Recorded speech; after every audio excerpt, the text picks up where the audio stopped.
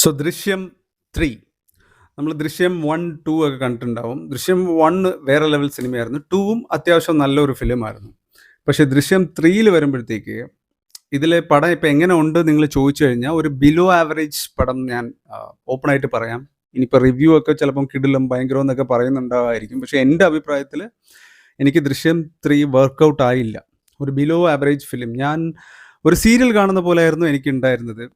നമ്മൾ ഈ T V ചാനലിലൊക്കെ serial കാണത്തുള്ളൂ. അത് അതേപോലത്തെ ഒരു സിനിമയാണ് ദൃശ്യം 3.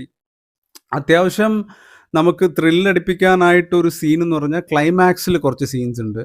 ആ ക്ലൈമാക്സിൽ ഇച്ചിരി ഒരു ചെറിയൊരു ഭാഗം നല്ലതായിരുന്നു. അതും ആൾക്കാർ കൺവിൻസിങ് ആയിട്ടേ അത് അവരെടുത്തിട്ടില്ല. കാരണം ഞാൻ ഫസ്റ്റ് ഹാഫ് തൊട്ട് പറയാം. ഫസ്റ്റ് ഹാഫിൽ ഫുള്ള് പക്ക ഒരു സീരിയൽ മോഡലാണ്. അങ്ങോട്ടും ഇങ്ങോട്ടും നമ്മൾ ദൃശ്യം 1ൽ കണ്ടിട്ടുണ്ടാകും. പക്ഷേ ദൃശ്യം 1ൽ നമ്മൾ ഇൻട്രോയിൽ എടുക്കാറാകുമ്പോൾ തന്നെ പടത്തിൻ്റെ ആ ഒരു ടേക്ക് ഓഫ് നമുക്ക് അറിയാൻ പറ്റും. പക്ഷേ ഈ ദൃശ്യം 3യിൽ ദൃശ്യം 2 അങ്ങനെ തന്നെയായിരുന്നു. പക്ഷേ 3യിൽ എങ്ങനെയാണെന്ന് വെച്ചാൽ നമ്മൾ ഫസ്റ്റ് ഹാഫ് മൊത്തം സീരിയൽ തന്നെ. അതും ഒരു കോമഡി എലമെൻസോ ഒന്നുമില്ല. നോർമലി അങ്ങോട്ടും ഇങ്ങോട്ടും സംസാരിക്കുന്നു, കുറച്ച് ഇൻസിഡൻസ് കാണിക്കുന്നു, അവരെ വീട്ടിൽ നടക്കുന്ന കാണിക്കുന്നു. ഇങ്ങനെ പക്ക ഒരു സീരിയലാണ്. ഇൻ്റർവെൽ വരെ ആക്ച്വലി പടം കാണുകയേ ചെയ്യണ്ട. അത്രയ്ക്കും സീരിയൽ മോഡലാണ്. സെക്കൻഡ് ഹാഫ് ഞാൻ വിചാരിച്ചു സെക്കൻഡ് ഹാഫ് തൊട്ടായിരിക്കും പടത്തിൻ്റെ ആ ടേക്ക് ഓഫ് വരുന്നതെന്ന് പറഞ്ഞിട്ട് അങ്ങനെ വിചാരിച്ചു. പക്ഷേ സെക്കൻഡ് ഹാഫ് ആയപ്പം അതും സെക്കൻഡ് ഹാഫിൻ്റെ തുടക്കം തൊട്ട് കുറച്ച് നേരം ഇങ്ങനെ സംസാരം തന്നെ ഭയങ്കര ലാഗ് പടം. ഒടുക്കത്തെ ലാഗ് എന്ന് വെച്ചാൽ ഒടുക്കത്തെ ലാഗ്.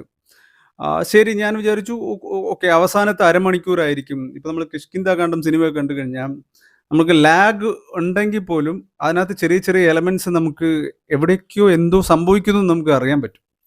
ഇതിനകത്തെന്ന് വെച്ചാൽ നമുക്ക് ഭയങ്കരമായിട്ട് വെറുപ്പിക്കുന്ന രീതിയിൽ ആ ലാഗ് ഭയങ്കര സംസാരമാണ്. പക്ഷെ അതിനകത്ത് ആ ഒരു സ്റ്റോറി ബിൽഡപ്പ് ഒന്നും നമുക്ക് അറിയാനും പറ്റത്തില്ല. അവിടെ ഇവിടെയും കാണിക്കുന്നു, എന്തൊക്കെയോ കാണിക്കുന്നു. പക്ഷേ ഇമ്പോർട്ടൻസ് കൊടുക്കുന്ന ഇവർ തമ്മിലുള്ള സംസാരങ്ങൾ, അങ്ങോട്ടും ഇങ്ങോട്ടുള്ള കോൺവെർസേഷൻസ് ആണ് ഒരുപാട് ഇങ്ങനെ കാണിച്ചുകൊണ്ടിരിക്കും. അപ്പോൾ ഞാൻ വിചാരിച്ചു അവസാനത്തെ അരമണിക്കൂർ കിടലായിരിക്കും എന്ന് ഞാൻ വിചാരിച്ചു.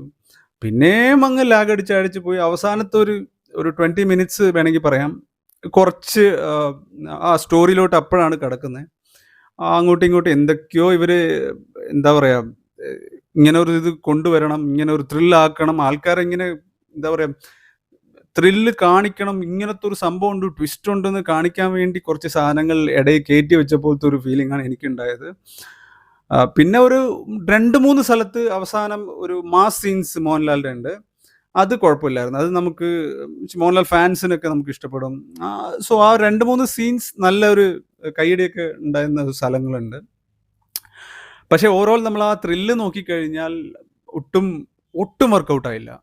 പടം തീരുമ്പോഴും നമുക്ക് കുറേ പേര് അവിടെ ചിരിക്കുന്നുണ്ടായിരുന്നു. അത്രയ്ക്കും എന്താ പറയുക, ദൃശ്യം 3 എന്നെ സംബന്ധിച്ച് ഒട്ടും വർക്കൗട്ടായില്ല.